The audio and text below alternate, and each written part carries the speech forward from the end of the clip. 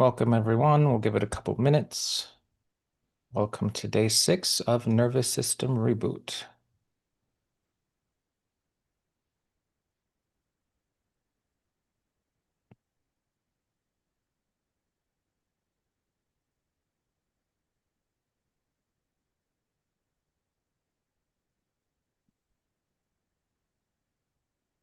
All right, we have a good group coming in. Wasn't sure how many people like me were hiding from the storm or last-minute prepping. For those of you on the East Coast like me. Virginia here. Yep. Lots of ice. Mm. Those of you who would like, be great if you could turn your cameras on. It'll help us feel like more of a community and we can see your faces, and Ariel could see your faces. Hi, this is Rachel in Spain, and there's a problem with my internet connections, and it doesn't seem to be connecting the video, but I can hear and I can see all of you. I'm just sorry I can't connect visually with you all. Yeah. It's all right. Thank you, Rachel.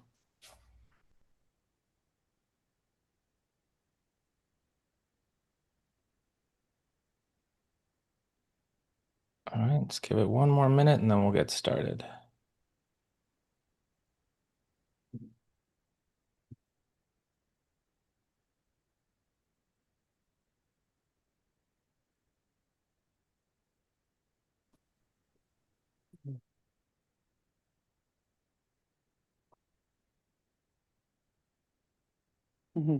Sunny Florida. Yes, do put in the chat where you're coming in from, That would whether be you've great. got sunshine or whether you're in the ice storm of the century.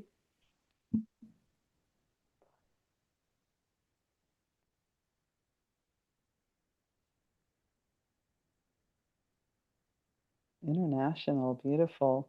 Paris, Germany, Austria, Spain, all across the US, Canada. Ooh, minus 31.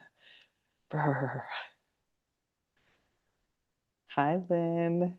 I'm so glad that you're here.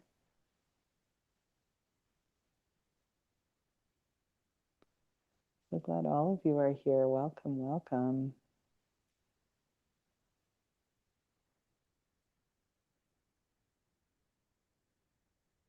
All right, well, let's get started. Welcome again to Nervous System Reboot. Today's theme for the summit is Heart-Mind Integration, Living from Wholeness.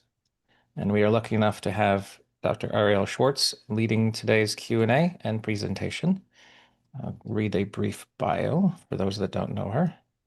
Ariel Schwartz is a licensed psychologist and leading trauma expert known for helping people restore nervous system balance and resilience through an integrative body-based approach. Her work bridges somatic therapy, EMDR, yoga, and polyvagal theory, supporting healing through safety, presence, and embodied connection. Welcome, Ariel. Thank you, Eric. Hello, everybody. Welcome. Welcome. Really a pleasure to be here with you. And if you are just arriving, you're welcome to pop in the chat where you're coming in from. We've got, I don't know, about 60 of us here from really around the world. And I'm grateful to be with you today. Kind of looking at least here in the States at some of the current events, I couldn't think of a better time to focus on nervous system restoration and balance. And I suppose that's always true for us around the world. But I have been reflecting quite a bit this morning on what supports balance in intense times. And so that's a bit of what we're going to dive into. I'm going to take myself back to gallery view. You are welcome to do whatever serves you. I like to see your faces and not just my own. So pleasure to be with you. I'll share with you that I'm bundled in a sweater and scarf today. This morning was about 10 degrees Fahrenheit in Colorado, but as you can see, the sun's now pouring in through the windows.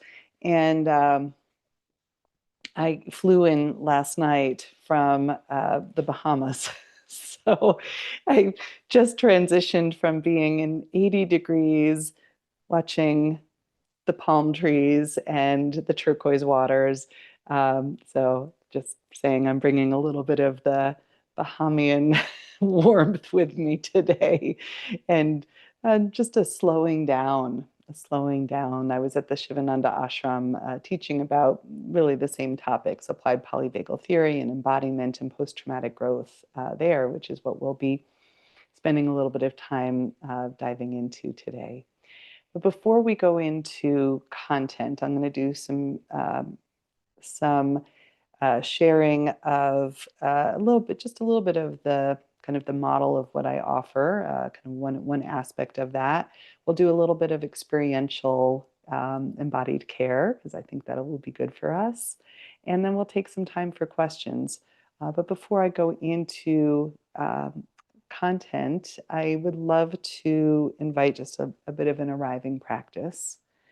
And for today's arriving practice, I'm going to bring in what we sometimes refer to as the kind of a trauma-informed approach to mindfulness, which is an anchoring practice.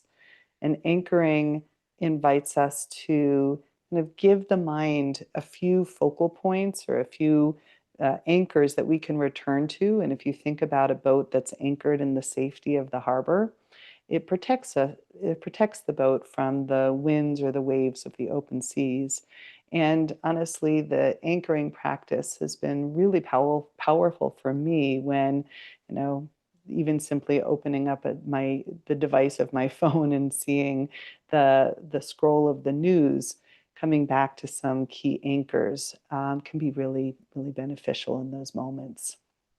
So we're going to have 4 anchors that I'm going to offer today. And the first is an anchor of the space that's currently holding you. The space that's currently holding you, that perhaps either visually or the sounds, something that really kind of wakes up through your 5 senses, that serves as a cue that lets you know that this is a safe enough time to attend to healing your nervous system, to going within. Safe enough. Is it 100%? No, but is this moment a safe enough time to tend inward? And hopefully, yes. Right? Just here and now. Maybe it's an item of nature in your space. Maybe it's the sunlight, if you have some coming in through your windows. I see some of you have some sun coming in too. Maybe it's watching the snow fall outside and feeling the coziness of that. And there's also a safety in our shared community space. It's one of the reasons why having our cameras on is lovely, if it's possible, just because it kind of helps us orient to other people that are bringing kindness and presence into a shared space. And once you have 1 or 2 anchors of your external space that's holding you, I'm going to invite you to tune inward. And sometimes, especially if there's a history of trauma or if we're sensitive to the stressors around us, going inward can feel like it's a big ask. So in this moment, the invitation to go inward is to find an internal anchor.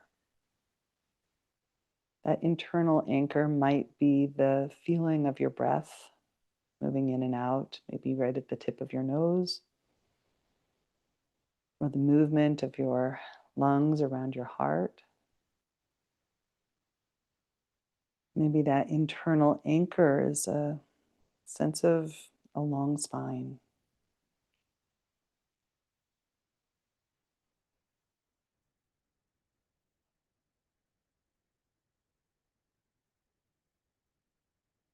So that if you're drawing your attention inward, you have a place to land.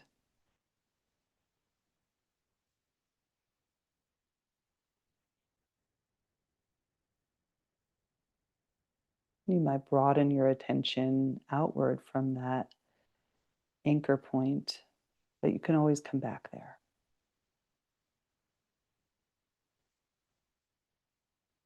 And as you do, bring your attention towards the internal space of you, noticing perhaps what you're bringing with you into today's shared time.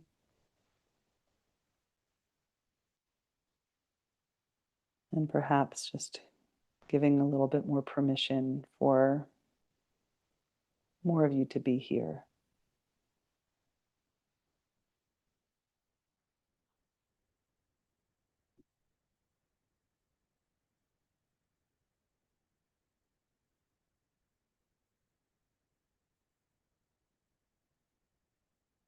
Our third anchor is one that is an offering to really feel where you begin and end in space. And I'm going to invite a little bit of um, self-applied touch just to feel your body.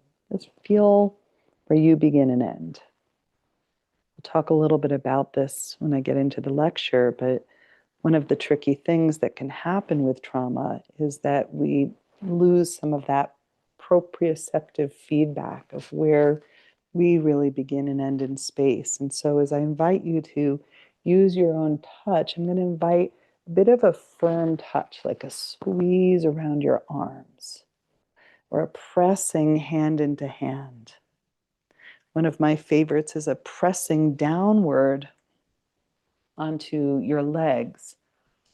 It's giving yourself a little bit of that felt sense. Here's where I begin and end.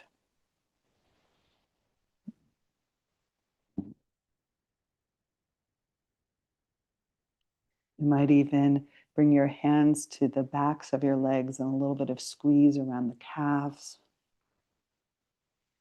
You can also press your feet downward or move your feet just a little bit, feeling your feet on the earth.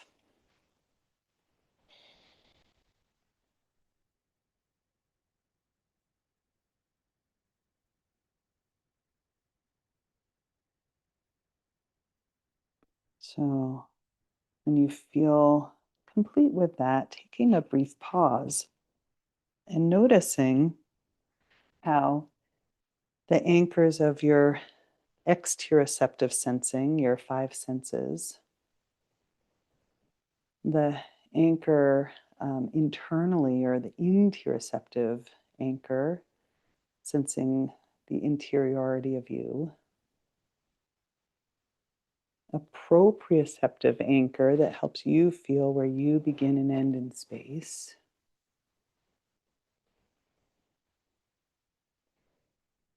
and how they kind of help give you some sensory feedback here and now, what it feels like to be you.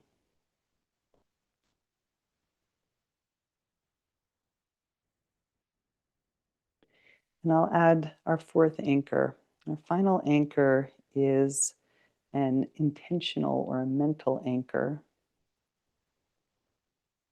And that mental anchor might be a single word or a short phrase that is something you can come back to as often as you'd like, especially when talking about trauma or navigating trauma in our collective world, our personal world.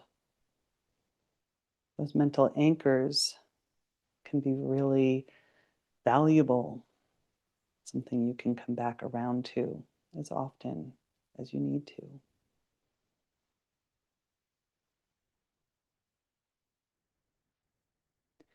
I'll share two that showed up for me this morning, and I'll invite you in a moment to share yours as well. But an anchor can be something like kindness or compassion or generosity, willingness, courage, presence. The two that showed up for me this morning, one was the word decency, basic human decency. and can sometimes be a value that we return to.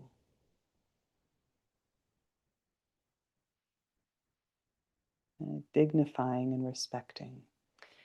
The other word that came in this morning for me was humility.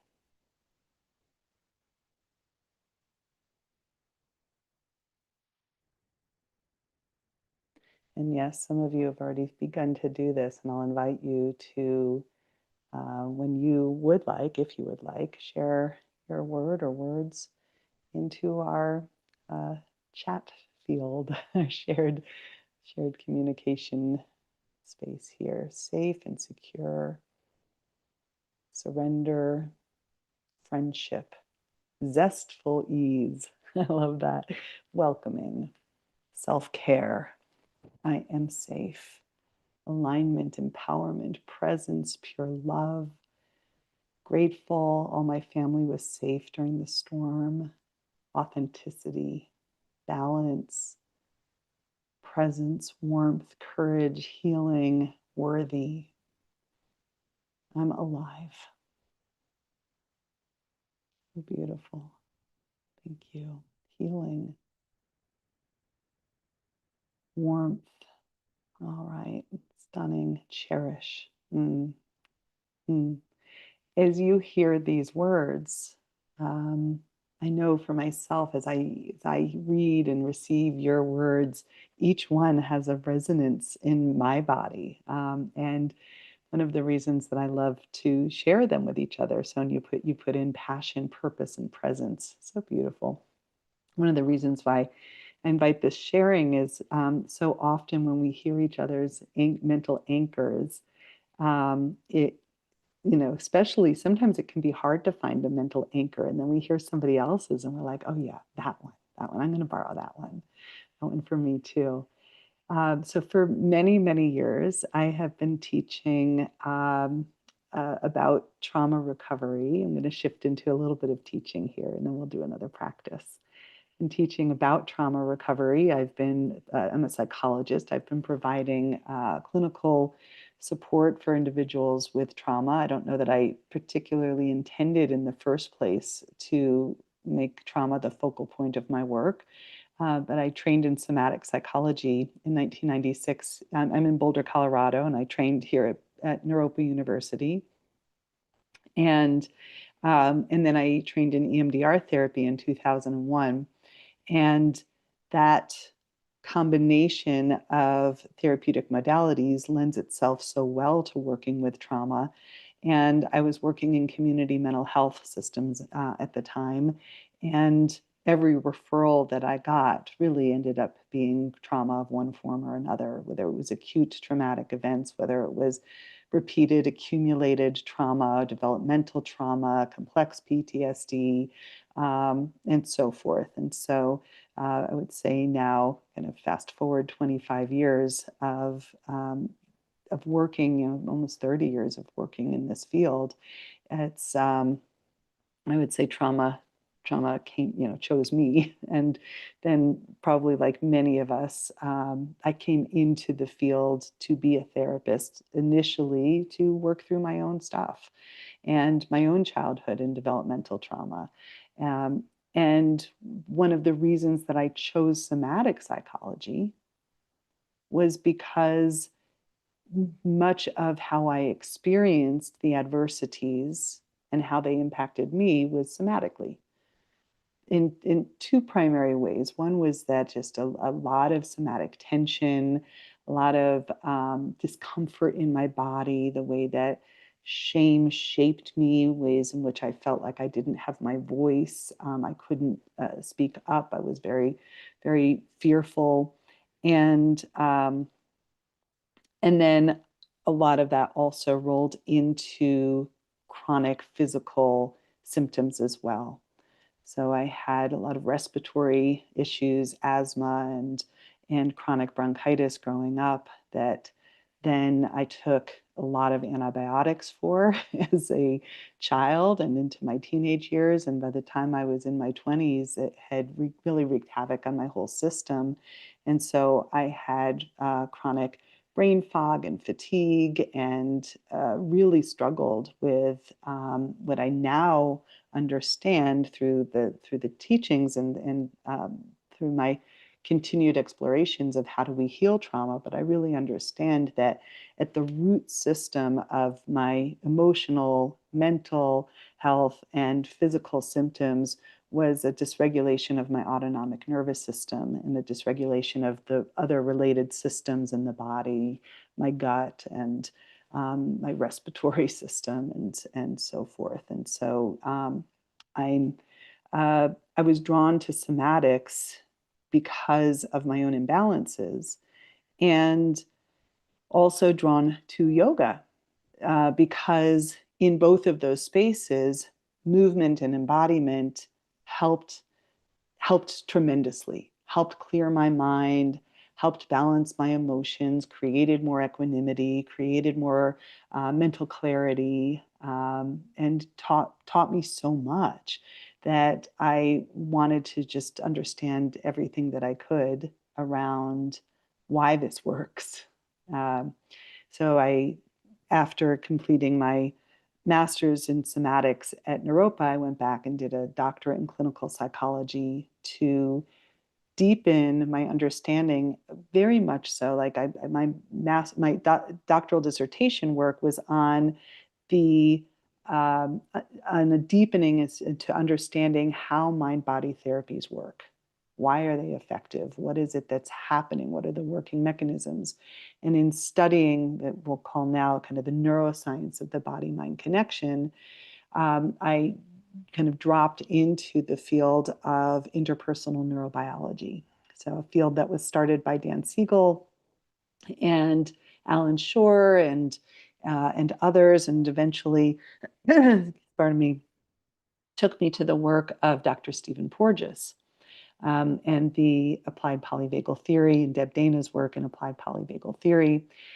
And all of this kind of helping to understand what's happening, what trauma does in terms of the mind-body system. Pardon me.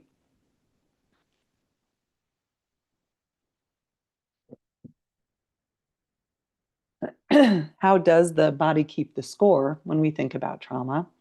And also, how do we help heal? How do we unwind that?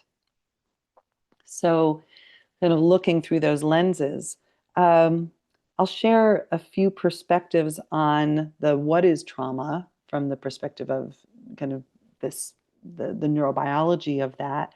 And then I'll also share a little bit about kind of what that teaches us about why embodiment can be a really important key to healing. I think the first perspective that I want to share about the body mind system and trauma, and I'm going to draw upon for a moment Judith Herman's work on trauma and recovery. And Judith Herman, if you're not familiar with her work, she's kind of considered like the grandmother of trauma treatment. I mean, she's just been so profoundly influential in our field, in part because she helped us recognize that trauma is anytime there is an event or a series of events or accumulated life experience that overwhelms our capacity to cope. Like it's its core definition, it overwhelms our capacity to cope. And it can leave us ultimately feeling helpless, powerless, a loss of dignity, kind of really a loss of a sense of self. And so that right there locates the impact of trauma, not so much about the event, but almost kind of economically when the stressors are overloading our resources or our capacity to navigate those stressors. When we look, for example, at the Harvard Institute or studies on childhood stress, stressors or traumatic events that impact a child, when that child has adults that help them navigate those losses, whether it's the loss of a parent, the loss of a home in a fire or a flood, the impact of being exposed to some kind of community violence, such as within schools here in the US and so forth. Those kinds of trauma exposures are very difficult. But when there is, and the research shows that when we have sufficient support around that child, and they have someone they can talk to, and someone that helps them process their emotions, and someone that helps them think about it and reorient their attention to knowing that there's also safety, there's also helpers, there's also care, that they can ultimately come out of those kinds of experiences with some degree of resilience. And that's true for us as adults as well. We need access to resources to help us navigate the stressors in the world. And one of those resources that I'll name, whether it's for the child or for the adult, is also feeling empowered to respond, capable of feeling that my actions make a difference in the world. When we look at the costs of trauma, one of those significant costs is the loss of self-efficacy. Loss of self-efficacy or agency is the internalization that no matter what I do, it's not going to make a difference. So what's the point of trying? And that when we, even in the face of all of the challenge out there, when we feel that we have some agency, some empowered choice that we can make in response to that, that's going to make a difference, that's a huge resilience factor. So one would be the support systems around us, and another would be that feeling that I have import, that my actions can make a difference. And it's one of the tricky elements about the ongoing barrage of collective traumas, that we can certainly feel like, what can I do in the face of all of this? And something that we, in many ways, we have to reckon with, of like, what can I do? Human decency, showing up with kindness, bringing my presence, bringing my care, showing up with humility. Whatever anchors that we can come back around to again and again, right? Calling my politicians, showing up in meaningful ways, right? Supporting each other. Another perspective on what is traumatic stress is the way in which it lives in the body, it lives in the nervous system, as if the event isn't over. Now, when we're talking about a single incident, a big traumatic event, post-traumatic stress is when the brain hasn't relegated that event to the past. The body hasn't relegated it to the past, and we're still living in some way as if we're still there. Right? I have a quote here from Bessel van der Kolk, and he says that being traumatized means continuing to organize your life as if the trauma was still going on, unchanged and immutable, as every new encounter or event is contaminated by the past. Now, what's tricky about this is that sometimes the trauma is not over. And when we're looking at the ongoing daily events that are happening around us, and the trauma isn't something that is in the past, then the question becomes, well, how do I take care of myself? How do I best navigate a world where I'm still being exposed to things that are overwhelming my coping capacities?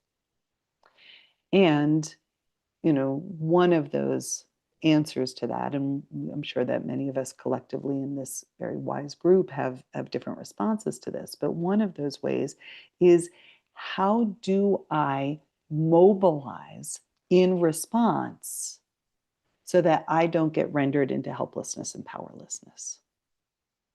And that mobilization can be anything from, how am I taking the best possible care of me today so that I can show up in the best possible way for my children, my family members, my community, my friends, the people that I interact with at the grocery store, right?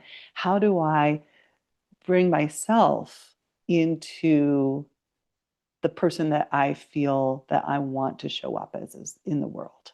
And that's where some of those mental anchors and so forth can be very valuable. And I also often feel that when we're taking good care of our nervous systems, that we are setting ourselves up for greater potential, greater possibility that I can show up in the midst of a challenging interaction or a difficult moment with a family member or a community member, with more mindfulness, more reflection upon the actions that I'm taking rather than just being in reactivity. So a little bit about applied polyvagal theory and the nervous system. And, we have some amount of time together, and I want to make sure we also have some time for a little practice and some questions. So I'll share a little bit, and we can do more together. I have a 30-hour training just on applied polyvagal theory and yoga, and I've got other long trainings that are, really about applied polyvagal theory and embodiment, but a little bit about it for today. When we're looking at the nervous system and the impact of ongoing stress or trauma on the nervous system has its two primary branches. Our autonomic nervous system and has within that two primary branches: our sympathetic and our parasympathetic. Our kind of go-go gas pedal, mobilizing system is the sympathetic, and our immobilizing, orient towards stillness, rest system of the parasympathetic. Polyvagal theory teaches us that sympathetic and parasympathetic both have two expressions. And this is what's different than some of the traditional language around this dichotomous nervous system. We're either in sympathetic fight flight or we're in parasympathetic rest and digest. And that's a partially true story. What polyvagal theory teaches us is that the sympathetic system, our go system, our mobilizing system, in the context of threat, brings us into fight flight. But in the context of safety, our sympathetic system mobilizes us for play and joy and excitement and dance and empowerment and all of these really positive states. So we need to befriend our sympathetic nervous system and recognize that, yes, it can initiate a stress response, but that's not all that it does. Our parasympathetic nervous system also has two ways of presenting. In the context of safety, when I know that I'm deeply safe and all my anchors are letting me know this is a safe enough space, I've got enough of a connection with community right now, I can feel where my body begins and ends. My breath lets me know, I can deeply exhale. All of that, the parasympathetic is what allows us to go into stillness for rest and digest, and for intimacy, for connection, for this social engagement that is deeply in positive states, deeply reinforcing of it's okay to rest in proximity. It's okay to rest and be close to another person. And that immobilizing system, when we are threatened, when there's danger and there's no exit, there's no way to escape, I feel trapped, I can't flee, I can't self-protect, then the parasympathetic system has another expression that can take us into collapse, fatigue, shutdown, malaise, low energy, depressive thinking. What's the point? It's still an immobilizing system, but we've lost the anchors of safety. We've lost social connection. So what does all of this mean about healing? There's a lot of places that we can go from here. One that I'll name is that when we're orienting towards the balance of our nervous system, the balance of the nervous system, or what we'll call kind of a homeostatic state, or the well-being of all of our systems of the body, is not just parasympathetic and it's not just sympathetic. If we were in our parasympathetic rest digest systems all of the time, we wouldn't get anything done, right? And if we also don't want to be in our sympathetic system all of the time, because we won't sleep well at night. We won't rest and restore the body. So the balance or the restoration of the nervous system is really this ability to move between sympathetic and parasympathetic, so we can mobilize and we can rest. We can be energized to take action, and we can come back into rest. We can experience a stressor. We can stay engaged with the world. We can know what's happening around us without getting completely hijacked by it, because we can also come back into caring for ourselves in ways that feels restorative and nourishing. You're welcome. You're welcome, Nadine. Yeah.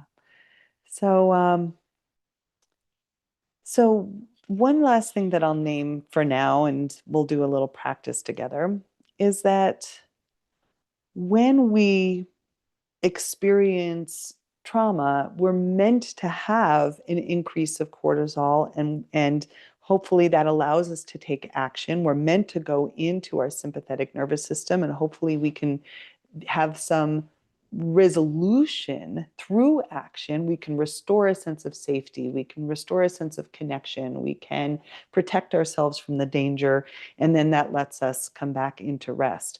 When that's interrupted in some way or another, we can often get stuck, keyed up in the sympathetic, or stuck in that shutdown. And Peter Levine, in the somatic experiencing arena, he speaks about these thwarted instincts in which the body doesn't get to come back into resolution because the mobilizing action that I attempted to make got thwarted, got interrupted.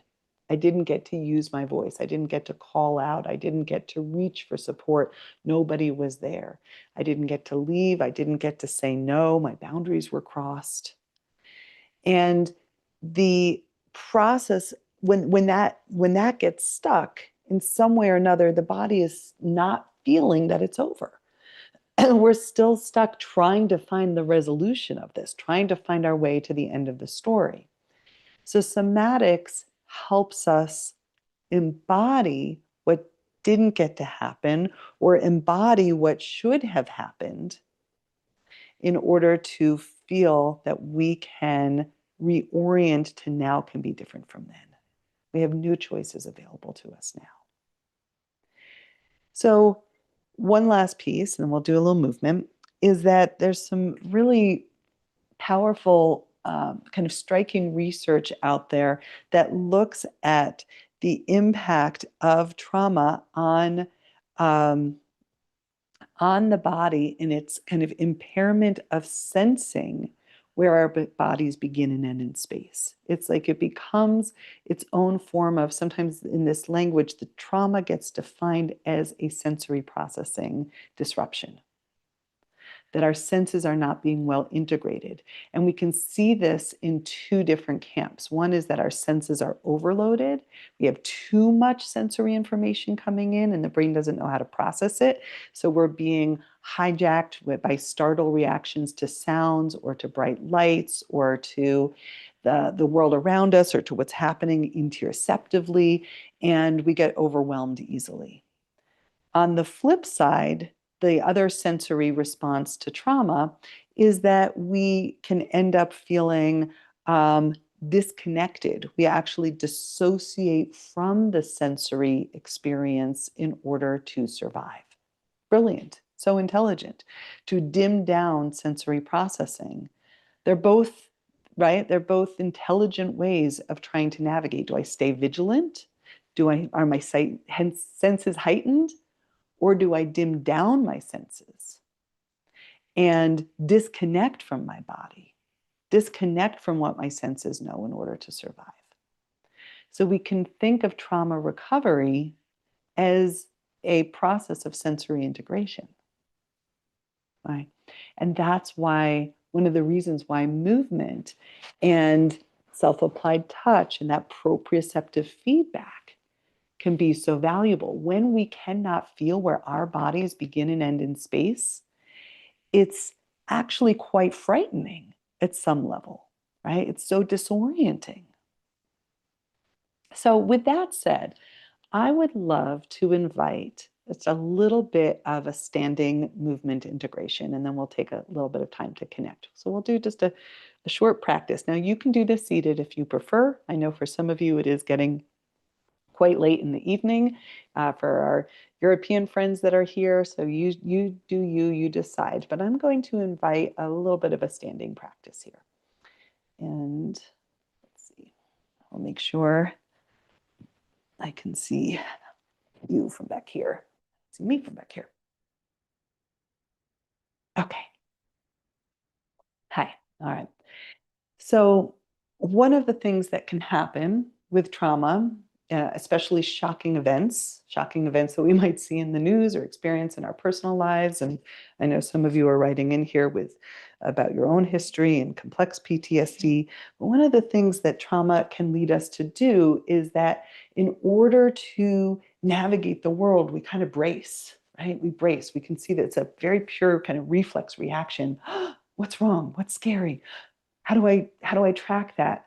Sometimes we brace, or if we're in the other end of that continuum, if we've disconnected, if we've gone more out of kind of losing the felt sense of the body, we kind of go kind of hypotone. We lose muscular tone.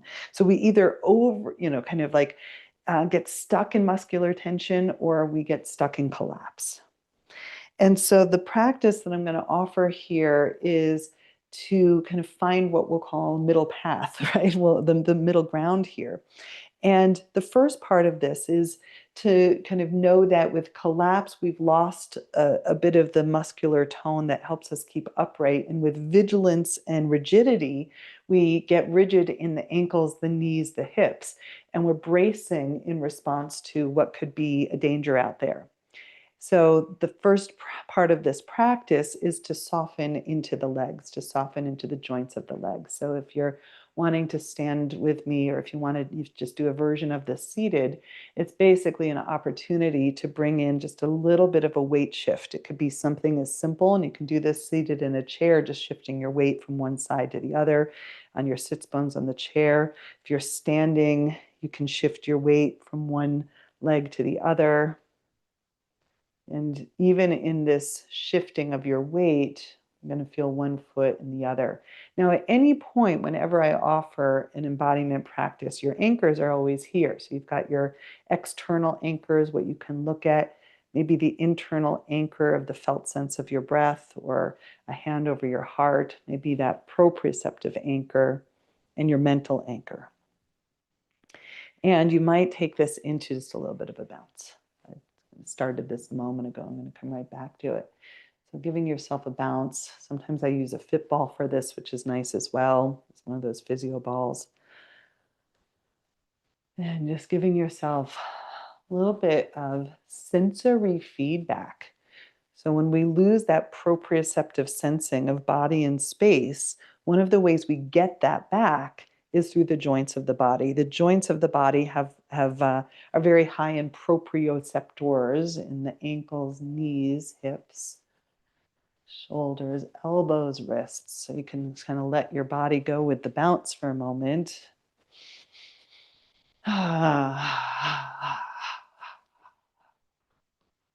And again, looking around your space, it's a safe enough place right here and now with a global community to focus on, it's okay, safe enough here, right now.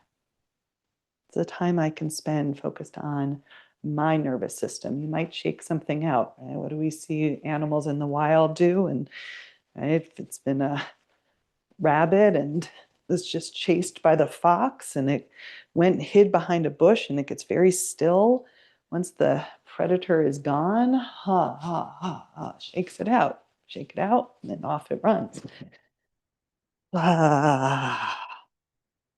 Let something go, maybe the stress of the news, stress of the world, personal history stress, let something go. You are not trapped in a situation that is harmful for you in this moment, not in this moment, hopefully.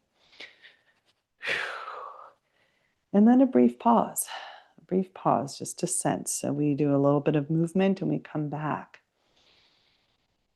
noticing what's here for you right now, maybe a little tingling from the movement, sensing your breath. Your anchors are here for you. Notice if you want to lock out through the knees, can you keep them a little soft here?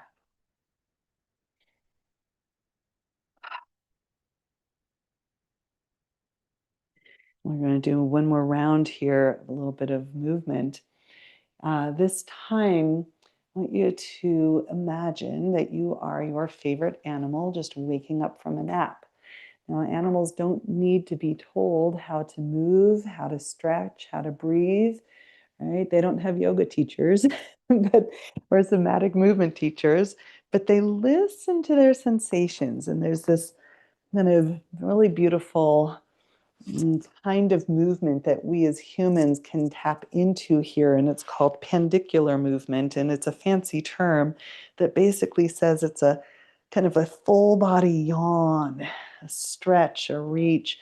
So when we do this and we're listening, your sensations are your teacher, they're your guide, and you can start to listen into how does your body want to move? What are the tension patterns in you? Maybe you squeeze around a tension pattern. Maybe you stretch away from it. And it's great to begin to experiment with tightening, letting your jaw, letting your face get prune-like. Let everything orient towards the center, and then let it get wide. Open your mouth. Stick out your tongue.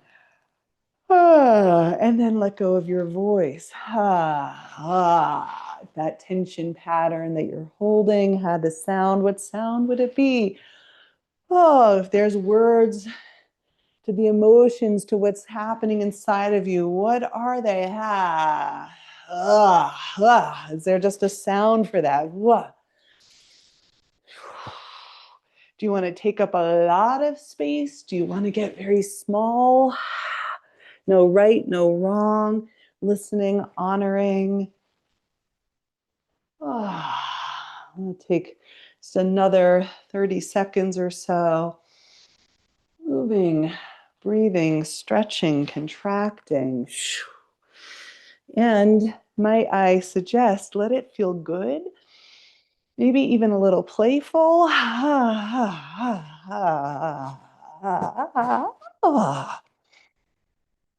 And then when you feel ready, when you feel complete, I'm going to invite you to come on back around. I'm going to find my way back to my seat. And before we tune in together as a group, I'm going to have you do one more check-in with yourself. Maybe you notice that your heart rate is elevated. Maybe you notice your breathing has shifted. Maybe there's a shift in temperature. All signs of your aliveness, your presence here in this moment now.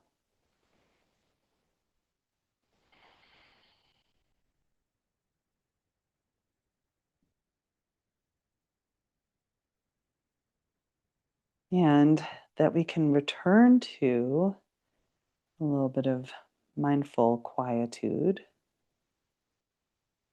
and still feel that energy coursing through. And we get to ride the wave.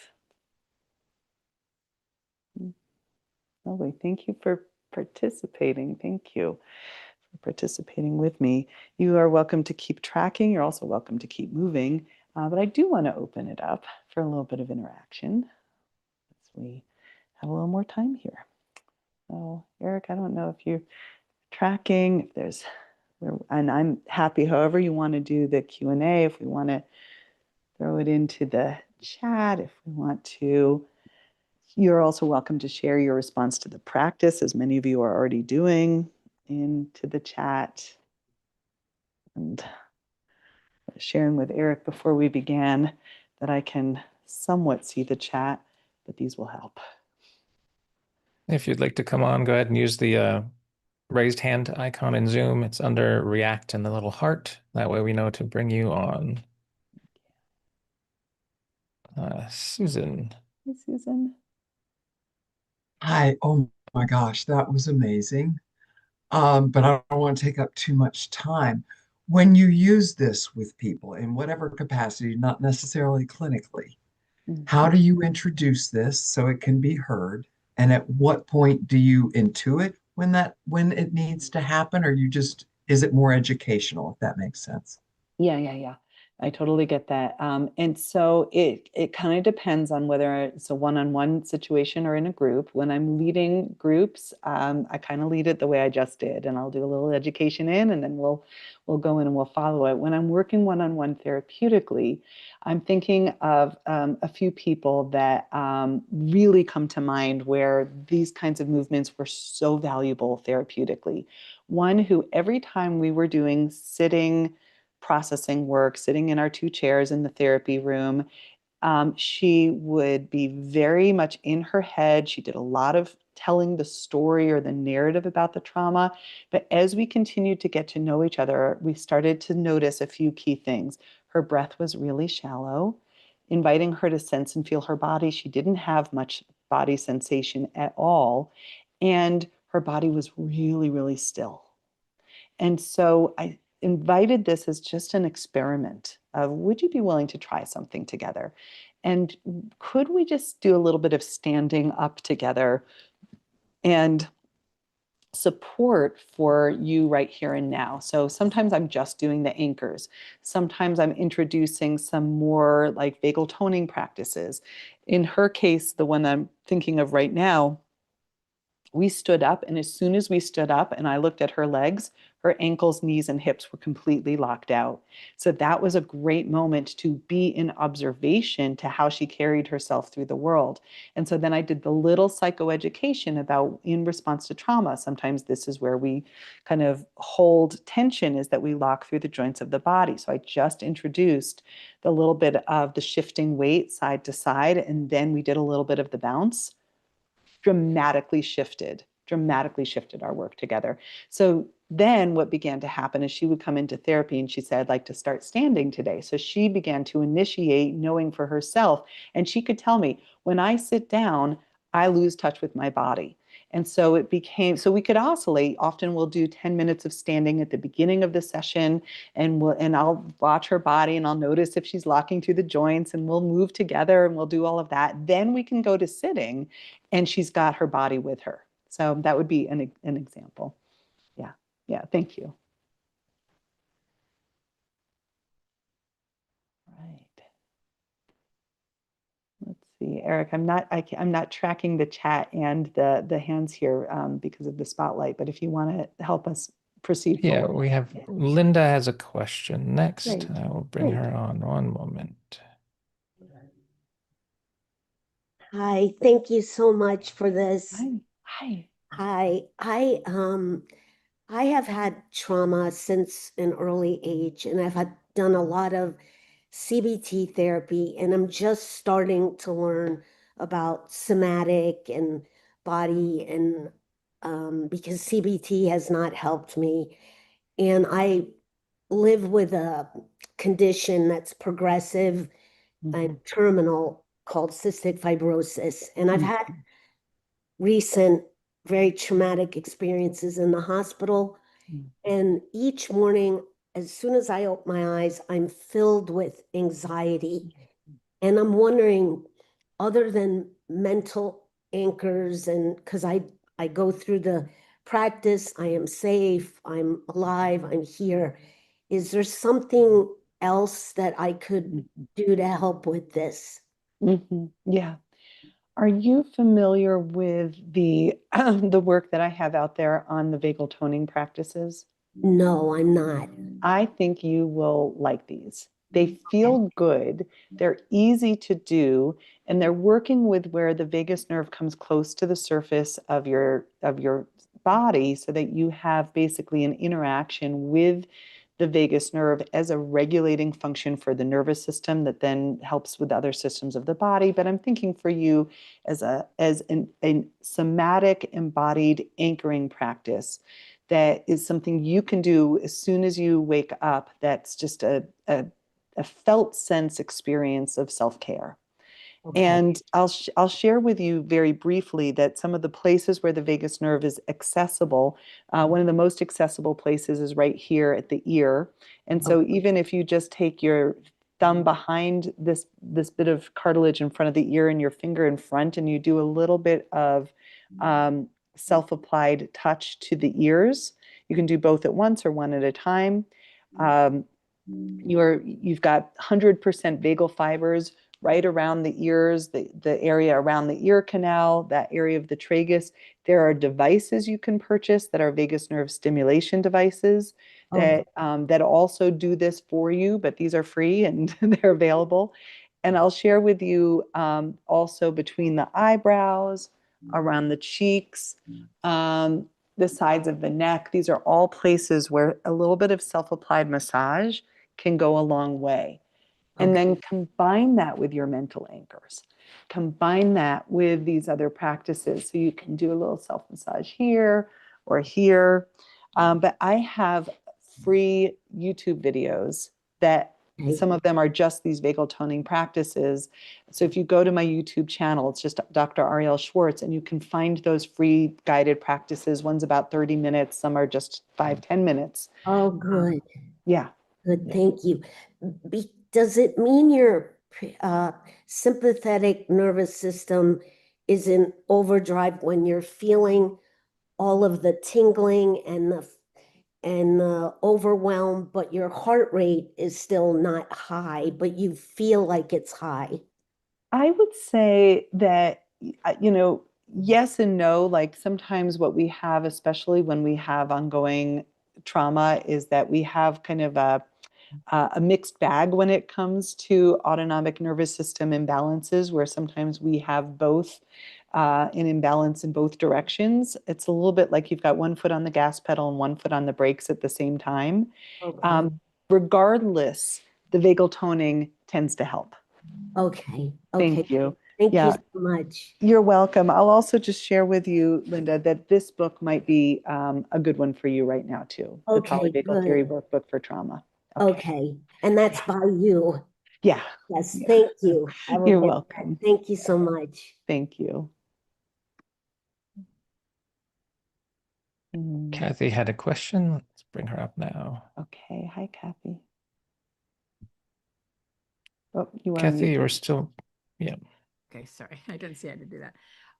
So many things you said just spoke to me. First of all, I'm a very shallow breather. So I have a hard time, I forget I'm breathing sometimes, or if I am, I constantly have my shoulders up and I'm constantly finding myself, okay, lower the shoulders. Why are you up again? These kinds of things. And then when you said about the sympathetic and automatic each have another branch, and the sympathetic brings joy, like I have a friend who says if I would learn to dance, everything would be solved. So I stood up and did your movements, and I kind of got into the feeling of, yeah, I can feel my body, but I live up here, and I'm super vigilant about my health. So I'm aware of my body, but it's always in a thing of like something's wrong here. Yeah. So I had a terrible trigeminal neuralgia for 20 years. And that's when I started my journey on stress and sympathetic, all that.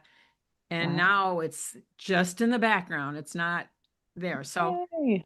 Good for what you. you That's a just told marker the of other change. person about looking into your polyvagal practices will help, but I don't know if there's anything else. I just feel like Yeah. you opened my eyes a bit. And Yeah, yeah. Thank you.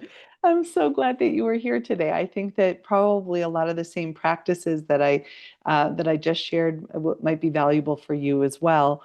And I'm actually, in response to you, I'm also grabbing just a little bit of Mina's question that came into the chat, and I'm going to respond to both of you together with this, because Mina asks about long COVID, and that sometimes when we do movement, it can then lead to a post movement crash, or basically like I expanded and then right, or in that long COVID world, we call it a post-exercise malaise that can come on. And so generally what I would recommend, and this is for you, Kathy, as well, is that we progress at the pace that you feel like you can stay with it, so that you're not trying to do too much too fast. Like to go to a 45-minute dance class right now, that might feel like too much. 5 minutes of movement, and even if, Mina, it needs to be done in your bed and you're wiggling your fingers, you're moving your toes, you're rotating hands around the wrists and feet around the ankles in an unweighted shape. This is not going, sorry, I put my sock on, it looks funny, but basically you just kind of rotate through the joints of your body in some really gentle ways.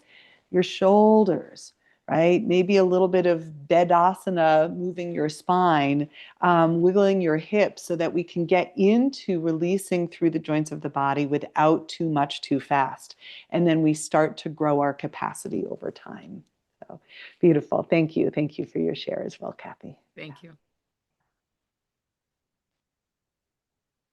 Next question came from Tina. She's got her hand raised. Hi, Tina. Hi, can you hear me? Just fine. Um, let's see here. Thank you so much, Ariel. I've seen you twice now, and I have been so blessed by your wisdom and your groundedness, just a peaceful groundedness that I think just really actually seems to do a lot to co-regulate me.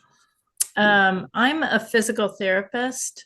Nice. And I'm kind of new. I'm starting to learn a lot about the polyvagal theory and trauma. So I'm not coming from the therapist background that you are talking about. I'm coming more from the somatic, I guess you would say.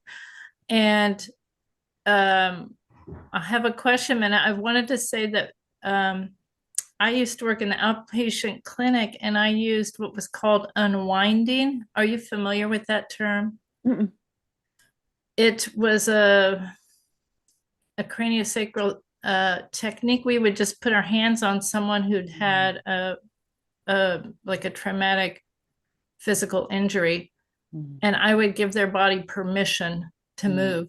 So it's very, very similar to what you just led us through, and I really resonated with that and love that. And what we would see in the clinic would be that some people with their traumatic injuries, their pain would resolve from me giving their body permission to move through sometimes crazy postures. Wow. So I'm excited about this because of what you just shared. I had a question in the thing. I'm now working in a retirement community for the last 3 years. And so I see a lot of people in that defeated posture that you just showed us. It's like most of the people that come to the therapy, they are in that exact posture. And I never thought of it as actually a sense of almost like empowerment, like they've just resigned. So there's something deeper to what I'm seeing in the clinic. But I am also now working with the dementia community, and that's a fairly new thing for me. I'm really curious. I'm really wanting to explore how. Do you know, is there research clinically where they've used some of what you're talking about in the polyvagal theory with dementia care? You know, that is a great question. It came up in another group that I was teaching recently, and I shared with that group that I don't know offhand of who's doing that research, but I almost want to say, like, I am sure that someone is. The person that I can refer you to that's the next closest step to that is Eileen Naomi Rusk, and she's a dear friend and colleague of mine, and she runs the Brain and Behavior Clinic that's all around prevention of cognitive decline. And if you, and I can put her name in the chat here for everyone, but she's worth knowing about, and that's her specialty. And she does applied polyvagal work there. Yeah, thank you. If you can write that so I can, thank you. You got it. Thank you. Thank you. right. Right. We are past time. Do you have a few extra minutes for the last couple questions? Yeah, let's take the last two hands that are up, and then we'll go ahead and close out for today. Great. I'm not going to attempt the Cyrillic, but you are next if you are here. If you turn your camera on, if possible, that would be great. Hello. Would you pronounce your name? Hello, my name is Camila. Camila. Thank you, Dr. Ariel, for this lecture. I was so touched, and when you showed that movement exercise, I did as well. And actually, I recently I know that my brother has some family issues, and I know that their children are also it's related to their children, and I felt very very sad about all that. And I was thinking a lot. Actually, I'm EFT practitioner myself. Have you heard about tapping? Yes, yes. I do a lot, and it helps a lot. And thanks for today's your lecture. I understood better, and I just signed in your YouTube. So I will I will research more about everything that you've mentioned today. And when I did, my question is, when I just moved with you during this body movement, and I remembered that thing that's going on with my brother, and I just started to cry. I just started to cry. And it was like I wanted to shout and I want to cry because of their seeing what's they're undergoing, and they said like I'm my helplessness. I want to help, but I don't know how to do. And for their children.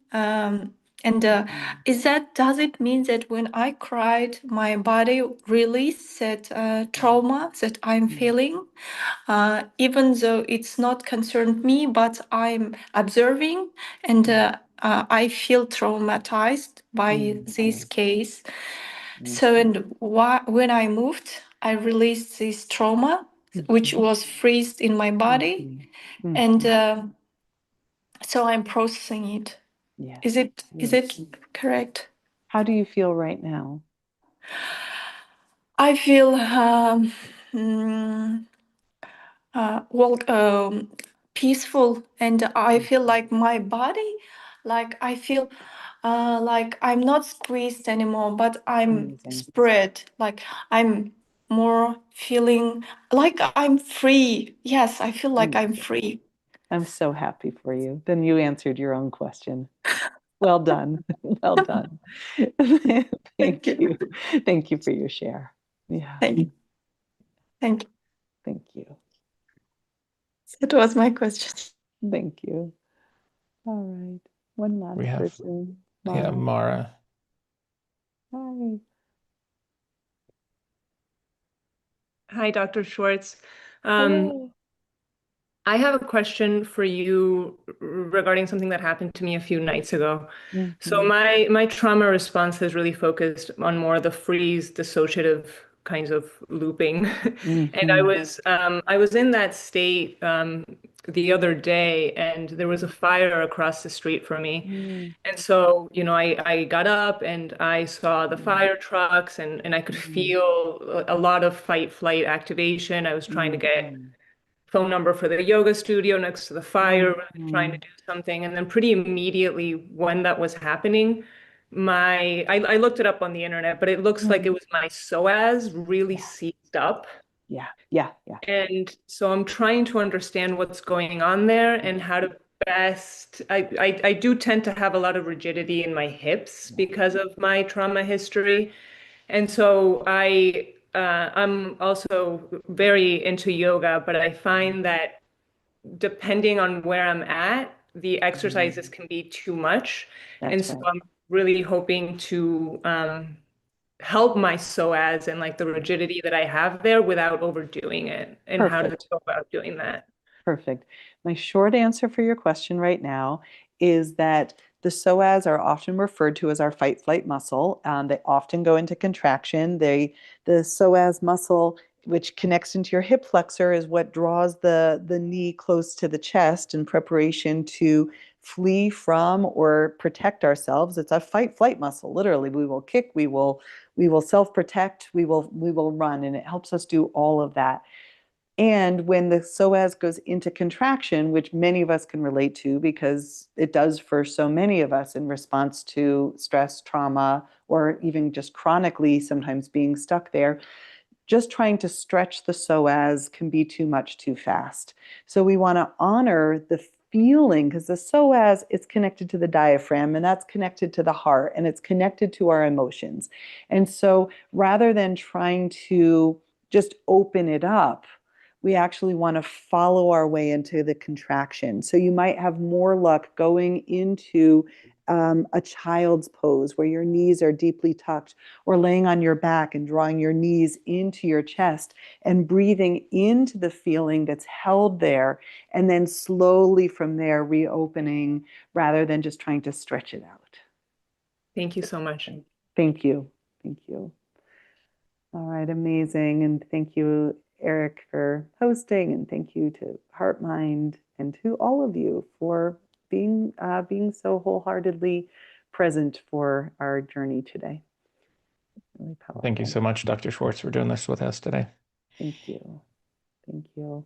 All right, I hope to see you all again. Thanks, everyone. I saw the invite for me to come back, so maybe more soon, and lots of ways Great. to find me out there. Okay.